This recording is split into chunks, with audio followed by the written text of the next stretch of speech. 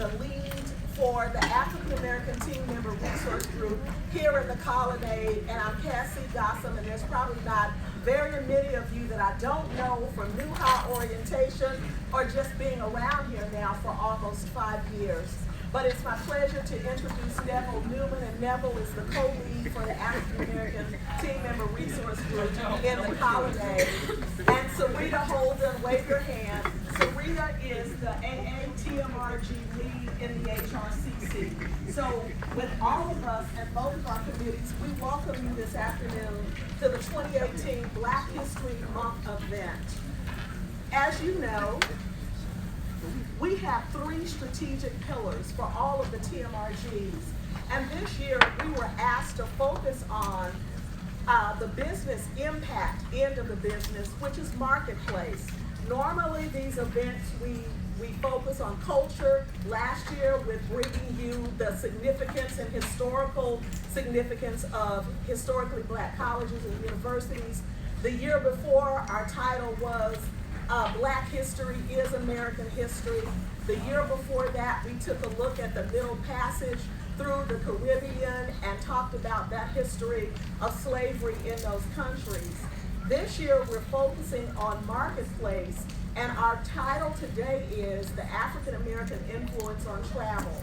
Hope you had an opportunity to look at the pop-ups outside, and as a result of that text, we were asked to try and find some persons of color who were in the travel industry, and we are honored and certainly blessed this afternoon to have 2 gentlemen that I will introduce you to after our new executive sponsor for the AATMRGs is Mike Holman. Mike Holman is a vice president in mergers and acquisitions, and he's supposed to have remarks, but he said he's just going to wait. Say hi, Mike. Let them hear your voice. Like I said, my name is Mike Holman. Joined Hilton roughly a year ago as VP of M&A and Capital Markets. I came down from McLean for the event today just to show Katie, Fallon, and my support for the team here. I think this is going to be an amazing event. Really excited about the turnout. Was actually sending Katie a text right now. Will say you guys crushed McLean. We only had about 45 people, so we got to do a better job there, but it's amazing to see the turnout. I'm really excited to hear our speakers and just glad to be here. So look forward to meeting as many of you as I can, and I'll definitely be back in the future. So with that, turn it back to Cassie, and I'll sit in the back. Thank you. And I was kind of keeping it a secret, but we are live streaming today. And we are going to make sure that our work from home workforce has an opportunity to share in these events. So we want to thank IT for being here to live stream for us. And now with that, the other picture is Katie Fallon, and Katie is the Executive Vice President of Corporate Affairs for Hilton, and she's the other executive sponsor. And if you're new here and you've been through orientation lately, you would have seen her picture when we introduced the executive team. So again, we are happy that you're here, and now to the reason why we're here. It is with pleasure that I introduce to you 2 very prominent individuals in the travel industry. Mr. John Butler serves now as the CEO of a company called Grupo. And Grupo does, I'll let him tell you what Grupo does, but he has a 25-year history in the travel and tourism industry, working for companies like Expedia and Hotel.com. He's been in the industry for 25 years. He's been a GM, so we can trust that he knows what he's talking about today just by virtue of the fact that he's been a GM. Our other panelist today is Mr. Troy Alley, and he's here for his brother Gerald, who's on the posters, and we'll talk about how that happened later. But Conrail, and I'll let him tell you a lot about Conrail, but they do a multitude of things like construction and real estate.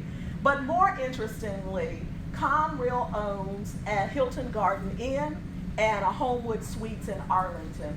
So don't you agree with me that we have 2 people here today who are very qualified to take on this topic about the African American influence in travel and from a historical perspective. So with that, I'm going to let them decide who goes first. Oh, okay. So there you have it. Take on the guy that looks about a year younger than you are. Okay. So, hey, folks, I'm actually glad and honored to be here. I'll tell you, first off, it really feels like a reunion. Because, pronounce the name correctly, please, for me. Cassie, as Cassie said, I used to work at hotels.com, and when I walked in the building, I've known Neville, first off, to start, probably 15 plus years when I used to be at Radisson Hotels. I've got Marlise back there who used to work with me at hotels.com. Some of you guys may know Patrick Keys. Where's Russell? Russell Graham used to work also with me at hotels.com. But I'm glad to be here, and I'm going to say something before I yield to the gentleman over here. So, I've been in the business for 30 plus years. My first job in the hospitality industry, I'm just going to say so this room can understand what hospitality can do for you, was a manual elevator operator at a hotel in Washington, D.C. It's called a Lombardi Hotel, still actually exists today. Literally just finally got automated elevators 5 years ago when the state said, DC said, look, listen, we've got customers that are coming in, you got to get with the times. That was my first job in the hospitality industry. Since then, I've held multiple positions. I've done revenue management for Carlson Hotels. As Cassie said, I've actually renovated hotels in Wichita, Kansas. I've operated hotels in Scranton, Pennsylvania. Been back in the Dallas market for 10 years, ran market management and also revenue management for hotels.com and group sales globally. So, again, glad to be able to come in and actually bring my perspective of what I see as far as maybe the African American impact on the hospitality industry.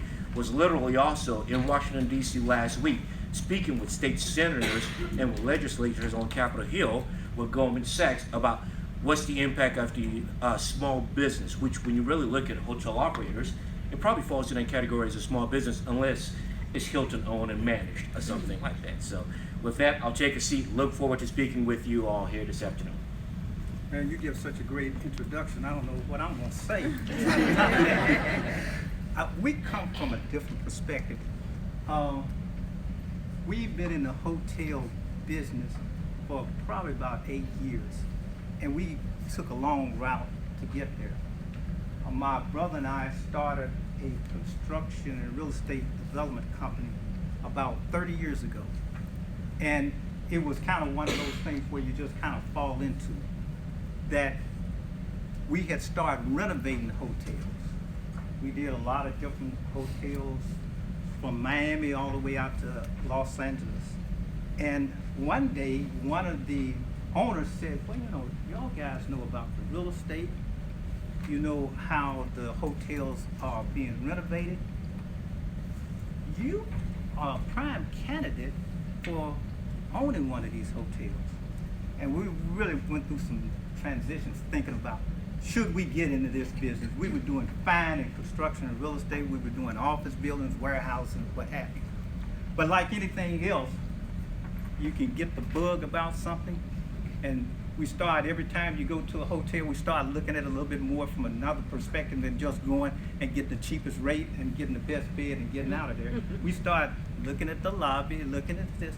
And it really hit us to say, what we really can do is combine our experience in construction and real estate and become real estate developers for hospitality. And that's what we do. We don't manage the hotels, we only buy the land, build the buildings, develop it, and make a bunch of money when we sell it. So that's our perspective about it. But what I really have learned about the hospitality business is more than just what I just cited. Hospitality, and I was talking to a couple of people here, is about connecting with people. And I really have learned a lesson by really learning what hospitality really is. And our perspective, even though we hire third-party managers to do the management of the hotels we build, we still have a sensitivity to knowing that is more than just the bottom line. It's about serving people. And we really get that connection. We do a whole lot of hotels where we promote reunions, and we go to a lot of communities, and invariably, I have people come up to me and say, well, you got that hotel here, you got that hotel. We had the best reunion ever. And that comes back to the people that's in the chain of Hilton and the managers that are out there that's doing a job. And I salute you all. You do a great job. We've been unbelievably successful, not only in Hilton's. I'm not going to mention the other hotels we own. But it is a people business, and part of what I really want to do is encourage more people of color to get in this fantastic industry and to learn and get the opportunities that John has expressed in terms of his experience, and to look at a lot of opportunities that they can be able to get through being a part of hospitality. So, ready for questions for you now. Okay. So we prepared, Darlene Patterson prepared. It was a joint venture, but the other half of the venture just had an email to her, so I'm just using it. Thank you, Darlene. So we wanted to kind of guide the conversation today. So one of the things that you've already covered is how you got into the business, but talk to us about obstacles that you may have faced from whatever perspective, from being a person of color, just whatever your obstacles were. Just kind of share that with us. Sure. Well, I learned a long time ago obstacles are really opportunities disguised. And when we first even thought about getting into the hospitality business, one of the first things that we had to do is, how do we put this plan together? And we knew there was two to do development, but we knew that we had to have the components necessary. So the last component, and I think everybody can appreciate this, is financing. Okay? Now, we get all the financing that we wanted for the business that we were doing, which was construction, real estate development, warehouses, office. But hospitality, to some of our lenders, and especially our experience having zero in that industry, was a potential obstacle, because many people just didn't believe that we could do that. Now, we did some, what we call a strategic move, is that if we got the land, we got the building, if we can convince the lender that we could make this work, we had to get people that knew how to operate these facilities, you know. So we teamed up and got, experienced hotel operators, okay? And when we got experienced operators, it gave us an opportunity to learn. The best thing in the world a lot of times is just to catch on to people that know, and then just kind of suck them dry from all the information that they got. And that's what we did. And there was no fallacy to that. It was a part of our learning experience. We didn't necessarily feel as though we had or should take the time to go to school, but I think that that's a valid premise. But we got experienced operators. We put them on the table with our experience, and plus our ability to do other types of projects, and voila, we were able to get financing. And each time we did it, we depended less upon those experienced operators, and we were able to take our experience in selecting operators that knew how to get us to the bottom line and were able to give us the best return to do it. But I would say more so than anything else, financing and proving to those people that you needed to prove to that you could, in fact, without the experience, you can still do the job. So those are the two major obstacles that we confronted with. I think from my perspective, I would say, first thing is we have to realize that trust is essentially earned and not given. And I'm not going to speak as a African American, I'm going to speak as a human being. I think it's just empirical that trust is earned and not given. And I say that because I've had multiple jobs, multiple opportunities at hotels where I was operating them, and management didn't understand. And just like he alluded to earlier, it's service. It's about hospitality, okay? And what are you doing? And service and hospitality is not just taking care of the people that are walking in your door, but it's also taking care of the people that are essentially already in your door trying to service those customers that are walking in. So you've got to make sure you've got a fine blend of both of those. And so whether it came from me trying to renovate a hotel that was in Wichita, Kansas, and deal with vendors that were actually in China and India and trying to get things and getting up at 4 o'clock and 5 o'clock in the morning, and the hotel is not a well-run, operated hotel, because that's why we're trying to turn it over. And the manager saying, look, listen, we're having some financial issues here, and we essentially need to close the building. And so, you know, as one person, okay, that's standing there saying, listen, this hotel already has a bad reputation in this particular city. If you shut it down going into the holidays, you are going to damage your business reputation in the city. So you've got to fight. And so those are obstacles that you have to deal with business owners and people sometimes that really don't understand hospitality and understand the spirit of hospitality, of wanting to make financial decisions versus customer-centric decisions. The other obstacle I would say is basically sometimes people look at you and they go, oh, you don't know what you're talking about. It's going to take a lot of time to try and get that particular thing done. Here at Hilton, a lot of things work on systems. Well, unbeknownst to a lot of people, I actually come from a technology background. And so when I've got a developer telling me, hey, listen, you're trying to put that enhancement in, it's going to actually take X amount of hours, and I'm saying, open up the hood of that car and let me tell you what I need to get done, and I get it done, that's where trust comes in. Okay, so those are obstacles that we're going to face, but you have to be outspoken, but you have to be very clear about what you're actually trying to accomplish. And believe it or not, I honestly believe it does get done. So to switch gears and talk about from a historical perspective, one of the pop-ups out there talks about the power of the black dollar and it being about $10.3 billion. So if we rolled back the clock and this was 1960, give us a picture and paint a picture for us about how travel was for African Americans. So at the height of civil rights, what was going on in the travel industry? Wow. You want to take that? Hey, in 1960. In 1960. No. But I'm proud of whatever that is. Because that way they'll listen to me. It's like my mother said, listen to what your elders said. All right. But you know, and this is gonna carry you a long way back than 1960. Fine with me. But in the hospitality industry, and especially with people of color, I was a little boy, and my father owned a service station in Pine Bluff, Arkansas. And I'll never forget. Kansas. There you go. That's what I'm talking about. Good people from good places, right? And he had in his service station, because people frequent there, and we were halfway between, not halfway, but 150 miles from Memphis and 200 some miles plus 300 miles from Dallas. We're right in the mecca of activity. That's a joke there. But he had a book called the Green Book.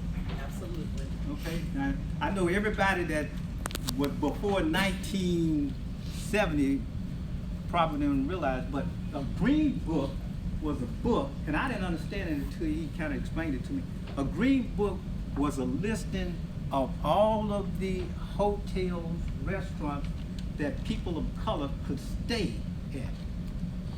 Coming through the South, especially, and it even went up to Chicago and it went up to Boston, that you needed to have a book that told you where you could stop and where you could stay. And these were hotels, motels, and what have you in predominantly African American communities. So this book would outline and say, hey, this is where you could stay. You couldn't be staying at a Hilton or a Holiday Inn or what. This was, you know, Mom's house or Joe's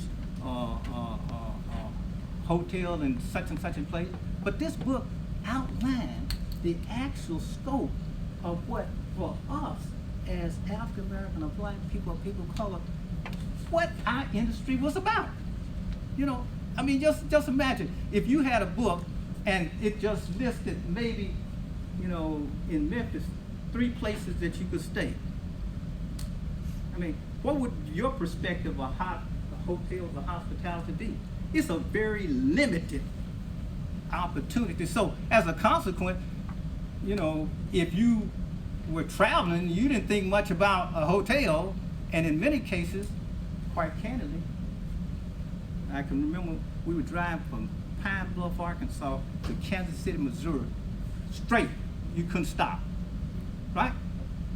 Not only could, and I'm gonna go even further. You couldn't stop not only to a hotel, but you couldn't even stop for a restroom. Okay? So as a consequence, the hotel business and hospitality, as I grew up, was a completely foreign thing to me. I mean, the only place that I knew was maybe one little old hotel that looked like, you know, unbelievable, in a place that I would never go, that was unbelievably, let's say, it would be where you would carry a lot of your favorite pets.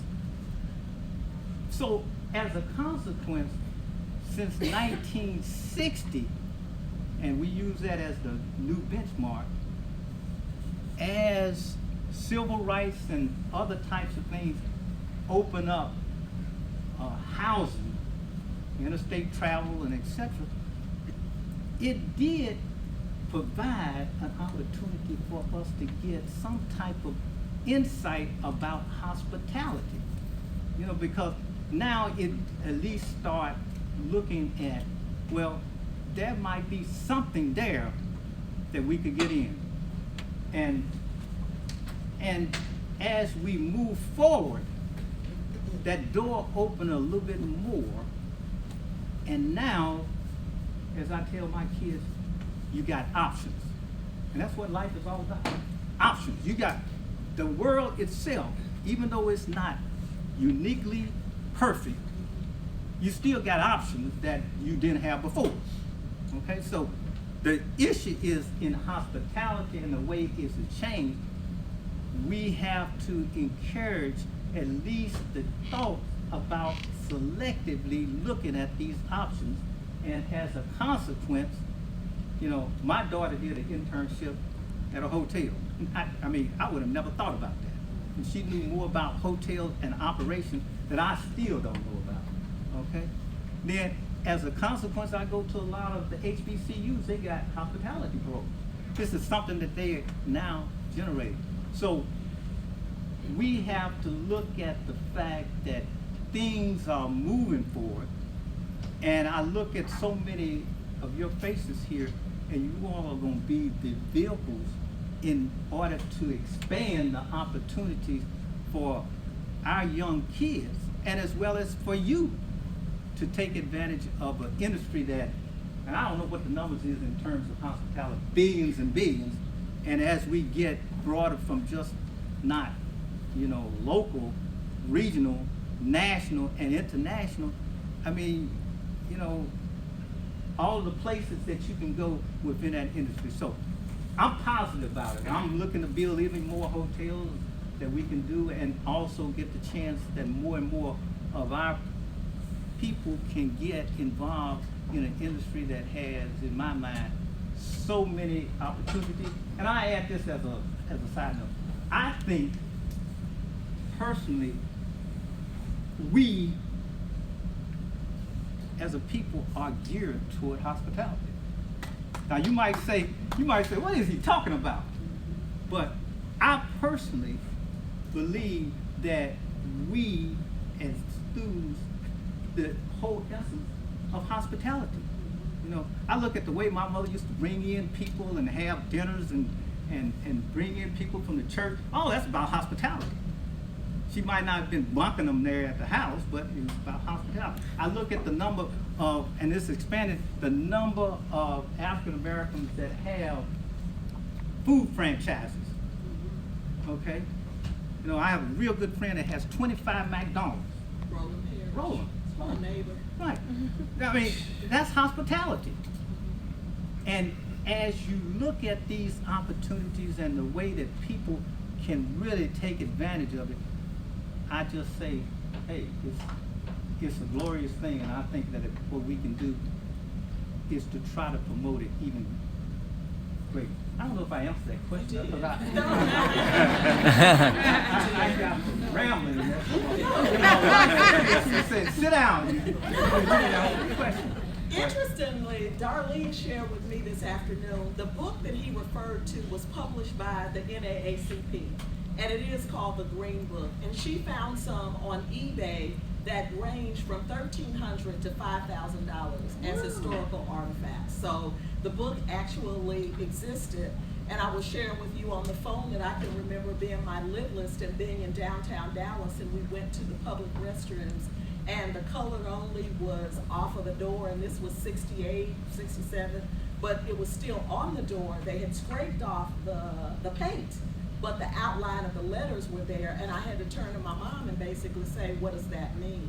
So a lot of us don't have that same experience, but it existed, and it's amazing that when we fast forward 40 years later, that we can go anywhere we want to go and have people like Roland Parrish, who I pass by his house and go, dang, every morning come to work. But having, McDonald's franchises, hotel owners, and then executives in a major startup company having experience with some of the majors. So before I open it up for you guys to talk to us about how you feel the power of the black dollar could influence or does influence the hospitality industry. The black dollar is not to be sacrificed, okay? We have economic power, just like anybody else out there. And I think where we talk about service, just like the gentleman said, we've got to make sure that we have our level for service standards and they don't drop. Because if we drop our level for service, for what we expect somebody to actually give to us, we're diminishing our dollars, okay? We're not telling them my dollar is worth this, I am paying for service, I expect service. So I really think that as a organization, as a entity, as a group, we've got to make sure that we keep our values for service, we keep our points as far as what we expect, and we will not take less. We can't do that, because if we do that, we put ourselves in a situation to where we'll always continue to be that way. I've got kids that are 11 and 13, and I can tell you, they are little hotel experts.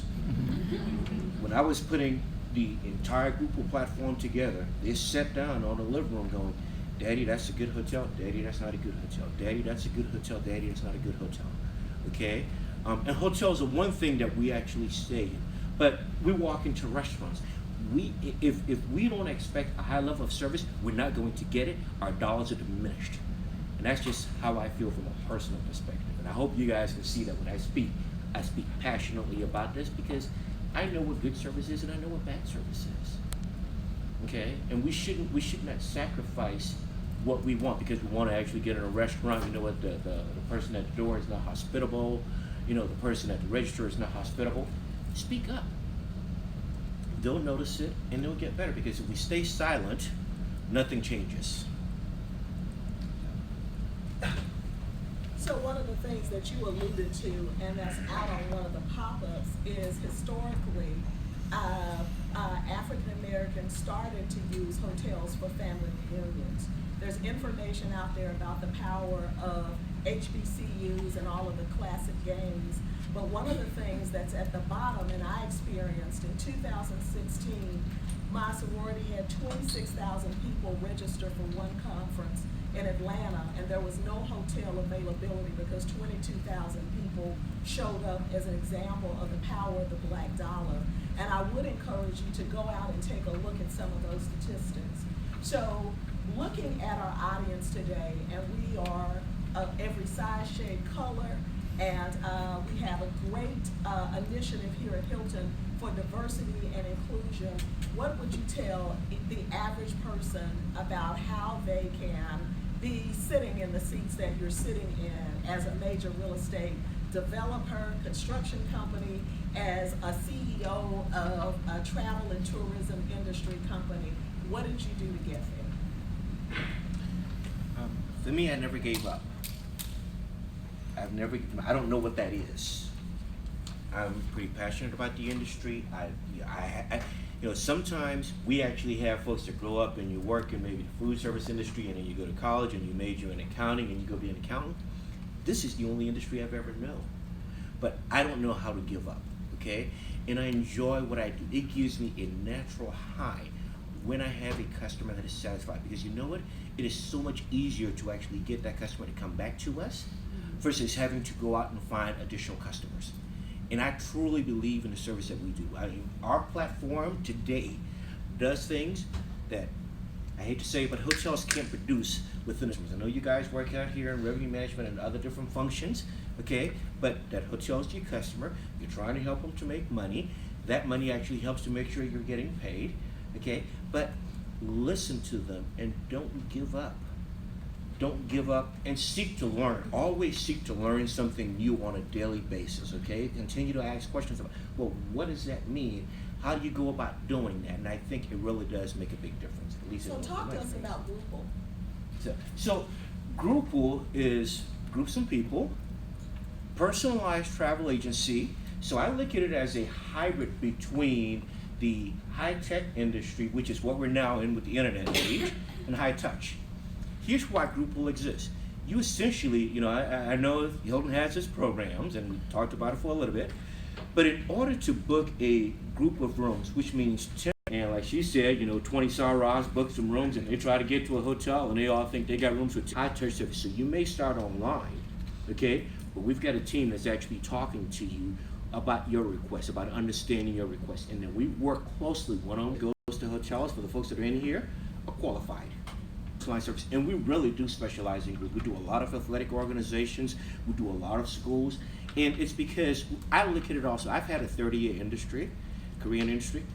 It's time for me to give back. If you've got the right hotel, at the right price, at the right location, with the right cleanliness and the service that they hopefully it answers your question. How'd you guys get your start? You want the long story or the short story? Because they may have some questions for you too. So when you answer this, I'm going to open it up for them to ask you both of you questions. I'm going to give you the short version because I don't think you have enough time unless they're going to get comp time to be able to hear it. The short story is that both myself and my brother started out doing totally different things. Okay. I started out as an engineer. That was my passion. I wanted to be an engineer. And got an engineering degree, worked for about 6 months and said, I don't want to be an engineer. Now my mother thought that was just, and I can't use the word that she used probably, but it was crazy for you to spend that time to become something that in her mind at that day and time was pretty good. So I immediately start searching for that golden thing that would make me, quote, happy and passionate. So I tried for about a year to get into marketing. Finally got into marketing, working for a large company, and I found out that in marketing for this large company, I was limited to who I could market to. I had 2 potential customer bases. One was the Pentagon, and they didn't want to see me over at the Pentagon, or consumer products in the South. And I still didn't have the right deal to do that either. So I ended up working for a while for that, and it came to me that says, really what I want to do is what my father had taught us growing up. He was an entrepreneur, and it just clicked, said, what are you doing all this stuff? Let's do it. Now, this goes to the short version, but the long version is that to jump from what I was doing that was making a substantial, at that time, salary, to do something that I had 0 experience in, being an entrepreneur, that was a real test of my ability and will to say, I'm gonna do it, and I have the possibility of being successful. Long story short, went to business school, came out, and one day both myself and my brother were sitting on the house and said, well, let's try this. Now, I must warn you in the sense that when you roll the dice, there is the possibility you will come up with snake eyes, you know? And we rolled them, I mean, quite candidly. But we were blessed in the sense that we were able to get our business started, and we were able to develop it into a substantial business. So, bottom line is, and I think I missed the question, but here again, I'm coming back to it, and I've gone to the long version. But what I say is that is important is that, number one, and you hear this a lot, and I put a percentage on it. Anything that you do, you gotta have, like you say, passion. And I think that's important. That's anything you do. If it's waiting on tables, or if it's cleaning the floor, if you're passionate about it, then the chances of success increase. But what I found to be, and I write a formula out, and I go to a lot of HBCUs and I put it on the board, and I tell them, I said, what is the real formula for success? And success starts out, to me, with a big O, and especially today, that means options. But it also starts out with a big R, which is relationships. And I would tell people this any day. I would take what's in my back pocket in terms of money and trade it any day for having a relationship with people. Because I can be in a situation where I don't have money, but if I have relationships, I can still make it. And that's the key, I think, is, and I tell everybody, I said, the thing that you can do most importantly for yourself is build a network of relationships. And this might not be people that's gonna help you every day, but surprisingly enough, you'll find that you can, it'll come back to you. It's the old, we do a little deal where we call it boomerang. And I never forget, I was in Dallas and I had been working for, we had gotten a property for Prudential Real Estate Company, largest real estate holder in the United States. And the guy gave me a little piece of property that was ridiculous. I mean, you know, building out, I would have promised I don't even deal with that. 10 years later, he came to me and he said, we got some property out in Las Colinas. And I was so impressed about the way you worked that little property, I want you to work this big part. And that catapulted us to, we did stuff for Connecticut Life Insurance Company, for Metropolitan. And we ended up getting all types of opportunity. But the key was the relationship that I had with him. I would talk to him now and then. So I tell every student and every person, if you're able to have one contact once a month, at the end of 12 months or a year, you have 12. But not only will you have 12, everybody that they know, you got the possibility of knowing that person too. So our business and our opportunity to have to expand most entirely upon relations. We do very little what we call hard bidding in construction or trying to respond to stuff. We get people to call us, and that's relationships. So bottom line, build your network, get relationships, and be able, as John said, give back. Give back. You don't have to say it's going to be a financial reward, but give back, and invariably it's going to come back to you. So that's my formula. So what questions do you have? I've been fascinated as of late with individuals' current situation and how they got there, and I guess the dichotomy of preparation and opportunity.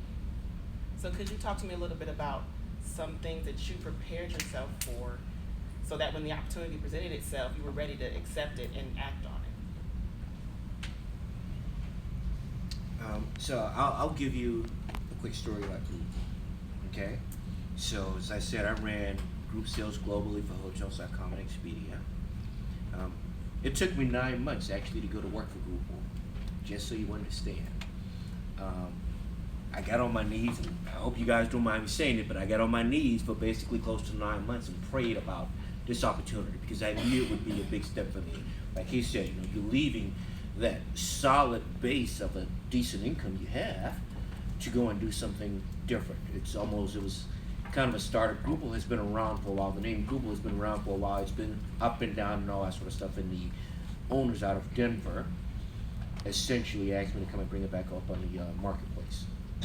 So I stepped in and I did that.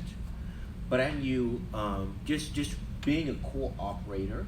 So out of everything I've done in the hospitality business, also I've been a very good operator. I've been blessed, and I pay attention to numbers and all those sort of things. And as he talks also about relationships, so I just continue to work hard and prepare myself. And as you see me standing here today, I'm going to just give everybody a quick story. So 2 years ago, the current owners of Group said, look, listen, you know what, we just don't know how to invest in this thing, because I think they still thought it was the days of, you know, if you build, they will come. Those days were gone. This is a relationship business nowadays, okay? I don't do any, you know, for the folks that are in here that are into SEM and all that stuff, I don't do any marketing online for the company. Everything for us is done organic. I built an entire site that was strictly organic. But I say that to say, 2 years ago, the guys who own the company said, look, listen, we don't know what we're actually going to do. And you know what I did from a relationship perspective? I prepared myself, because I knew I had been operating the company. I knew the numbers and everything. I went to the bank and said, listen, I want to buy the company. I want it. And based on relationship, the bank said, okay, John, it's yours. Okay, you figure out how you're going to go grow it and everything. But it was all because I paid attention to details. I knew exactly what was going on with the company. If I saw trends that were happening and changing in the marketplace, I made sure that I was able to address those very quickly. So, hope I answered your question. You did. Okay, thank you. Don't be shy.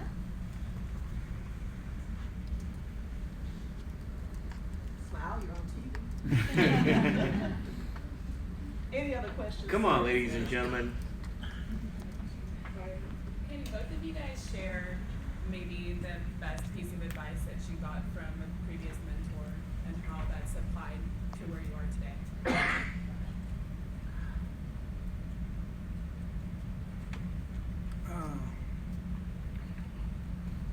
I had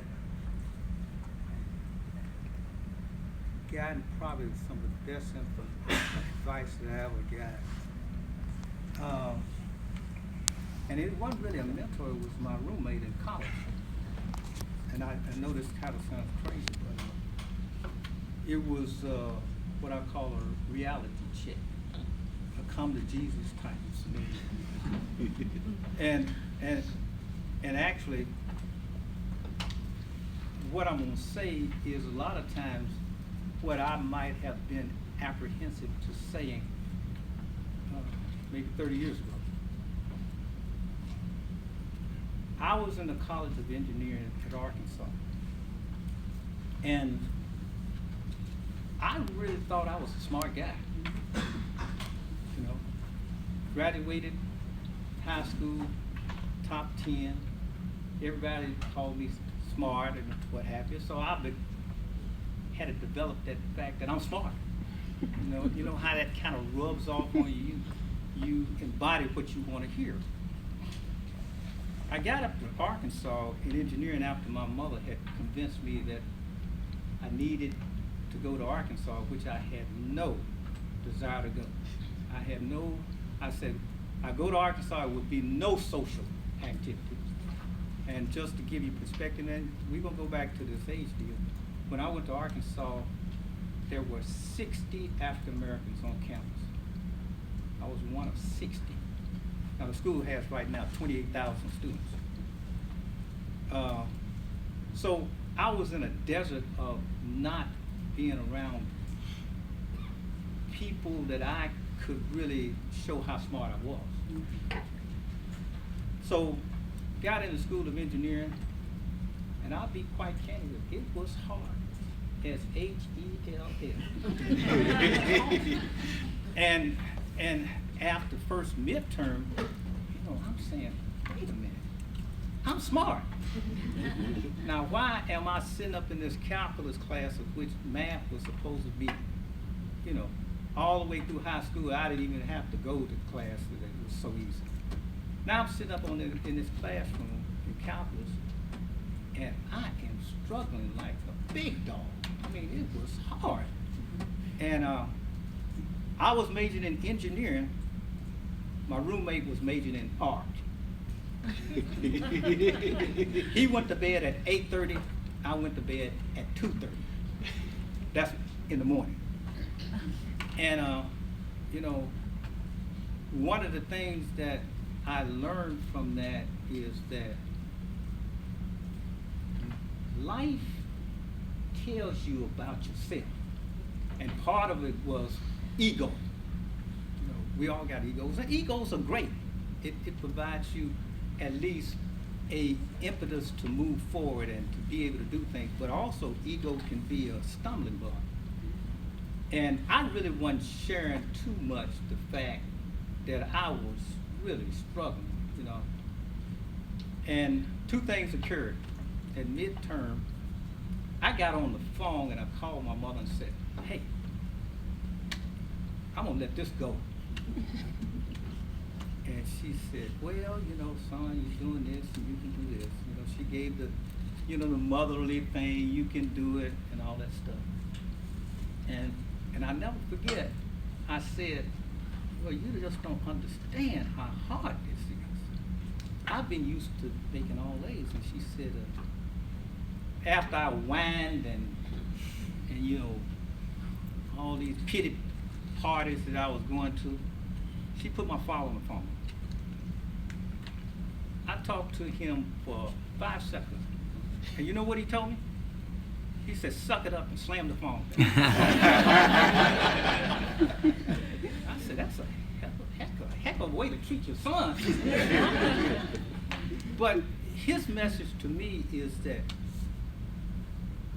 what you're going through is part of life. This is, I've been struggling, and he told me this. He said, I've been struggling for 40-some years to build my business. You crying for one semester because you can't make an A. I don't want to hear that. So I went back upstairs and I said to my roommate, I said, you know what my father did? And my roommate, never forget him, Carl Moore, he said, are you going to give up? I said, Carl, I think I should. He said, maybe your daddy was right, And from that point on, I lost all fact to say what it's going to take for me to succeed. Now, I would sit back in class and wouldn't say anything. Wouldn't answer a question. There's no reflection on what y'all are doing to us today. I would not ask a single question. I'd go back to the dorm knowing I can't work the problem. Knowing goodwill, I had no idea. I listened to this guy, working. I said, stay up to 2 o'clock in the morning, faking.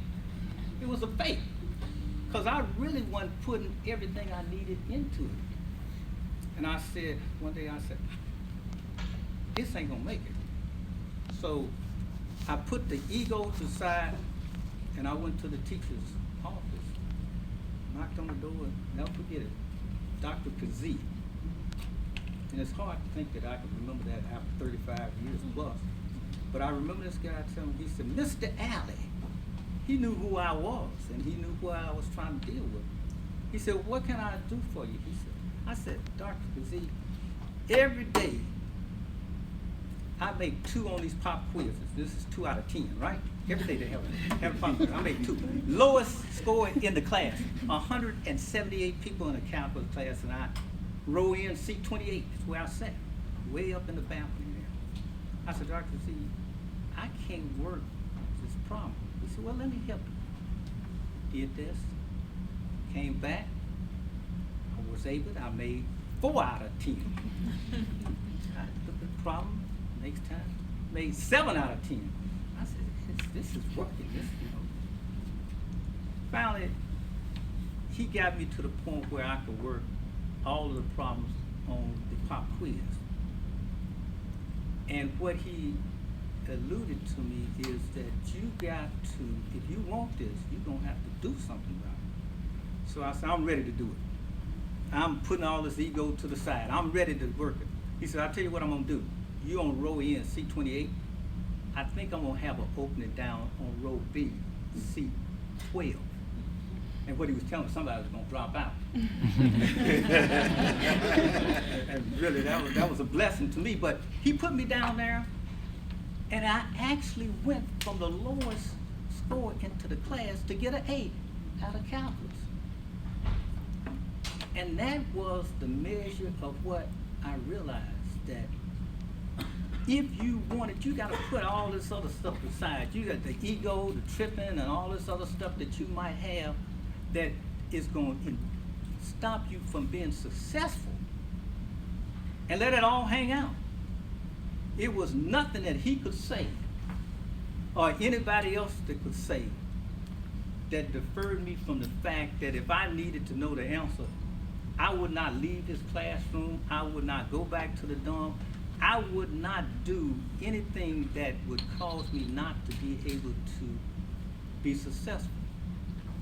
And that's passion, but it's also fear too, in the sense that none of us want to fail, but we all want to be able to do it. So my mentor was my father, insisting that the way he did, and my roommates basically saying, hey, you need to get off your duff, and if you want to succeed, you need to go ahead and get the answer from the people who they can give you the answer. You can't sit back and wait to be able to be successful if you don't ask people. And that's why I come back to this relationship. Anything that we don't know, you'd be surprised at the number of Hilton owners, representatives, and other people that we have called. If we don't know it, I want somebody to tell me, and then I won't be able to make that mistake. So those relationships have built us in situations where, you know, we got owners and developers that will call us and say, hey, y'all think about building this hotel in Atlanta? Yeah, you might want to look at this. And that's the type of thing. So that's what I believe is important. Now, let me just add a couple from a mentor perspective. So as a general manager, he's well known in the Dallas area by the name of Dave Fulton. Okay? Dave was my general manager when I was actually over at what used to be the Harvey Hotel out by DFW Airport. And the one thing I learned from Dave was you never, ever, ever not service your customers right. He said all this money, I mean, we were at the Harvey back then when Caterpillar and IBM was in town, and boy, I mean, you talk about great rates, 550 room hotel, packed 7 days a week. And Dave took 65 managers and put us on buses and took us to Six Flags and made every single one of us managers ride that free fall. Okay? And his message was, if you don't take care of your customers, as high as the profits are going, we can drop. And that was a great message that I learned from Dave Fulton. And the other thing, as far as mentors, I've got a friend who's a development, vice president of development for an independent boutique group out of New York. He said, never lose your integrity. He said, especially as a business owner, the one thing you have in this business is your integrity. He said, the minute you start to lose your integrity, you've lost your credibility with customers. And I mean, and as a business owner sometimes, I mean, I'm sure you guys may go through it, sometimes you struggle as a business owner, but you have to stand on your laurels. You cannot sacrifice your integrity. No short-term gains, you know, for losing things long-term.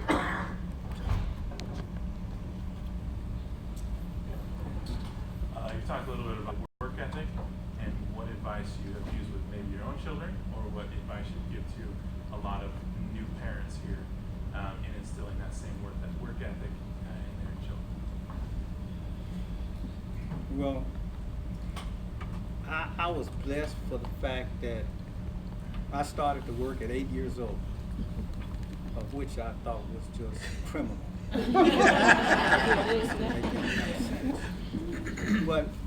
But my mother was insistent, because my father had his own Exxon service station. She was insistent on the fact, number one, you need to learn about where the income is coming in this house. It's important that you do that. So that was the fact that we worked at 8 years old. By the time I was 14 years old, I was doing payroll. I was doing all of the functions that he was doing. And he would go home on Saturday early, and I would actually close up his station. But the two things that I remember and I try to instill on my children is, first of all, is that whatever job you do, because my first job working for my father was cleaning up. I swept the driveway, stacked the oil cans, swept the driveway, stacked the oil cans. I asked him one day, said, well, you know, I can do some more than that. He said, keep sweeping. But what it instilled in me was that you need to take that job that you got, no matter how minimal, and do the very best job you can. And as a consequence, you know, I have two of my children, well, my only two children, working for the company, and both had jobs outside of our company, but they all both came back to work for Daddy, you know, which my wife said, I don't understand that. I don't understand why they would come back to work for you. But I said, well, you know, this personality thing, you know, we really connect. And my brother has two of his daughters working for him too. So we have a family affair in the sense that they have connected with whatever we have been able to build, and they see that there is a blessing and opportunity. But and this is what I tell all parents, is that, and I never really said, okay, Chris, I want you to be a real estate developer, and I want you to specialize in hotel development. Or Trey, I want you to be a financial analyst, and I want you to cover all our investment opportunities. I never told them that. But you know what? That's what they are.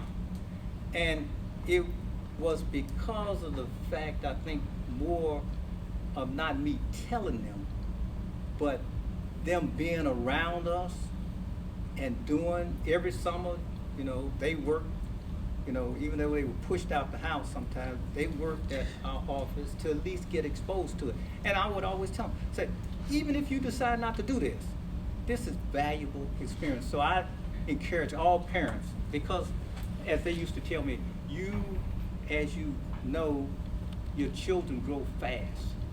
And sooner or later, that person that you were talking about playing, you know, soccer with, now you're talking about politics and the stock market.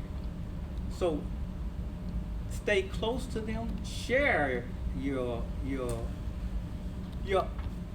failures as well as your success. Like my daughter can tell the story I told you about calculus. She can probably tell it better than I can tell it, because I've told it so many times that failure is part of life. It's the way that you handle failure is what is, and that's a part of trying to get them accustomed to the way the world is out here. I mean, you go out here, it's no guarantee that you're going to be successful. It's no guarantee whatsoever. But I tell them that you go through these processes, and if you prepare yourself and you are able to take the opportunities that you have and get relationships, and then, you know, quite candidly, being blessed, then you have a chance to really do not only what hopefully we've done, but you can do it for your kids. So stay close to your children. Try to give them as best advice as you can. Let them go their ways and let them come back to you, and they will come back as better people because you, and I know this is kind of biblical, what you has built as a foundation would in fact be something that will be lasting for not only you but your children. Thank you both. We are out of time, so would you help me thank Mr. Allen and Mr. Butler?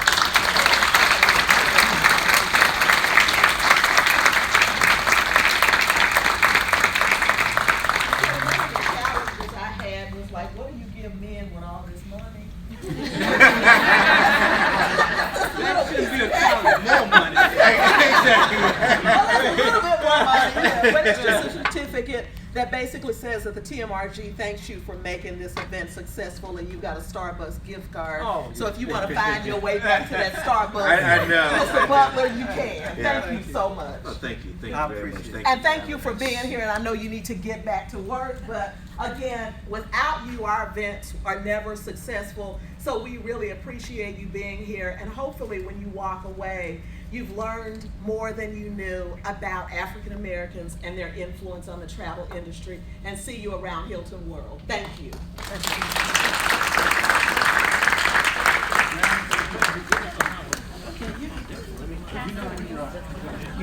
Well, good. We didn't lose battery. So, thank you, everyone. We will see you next time.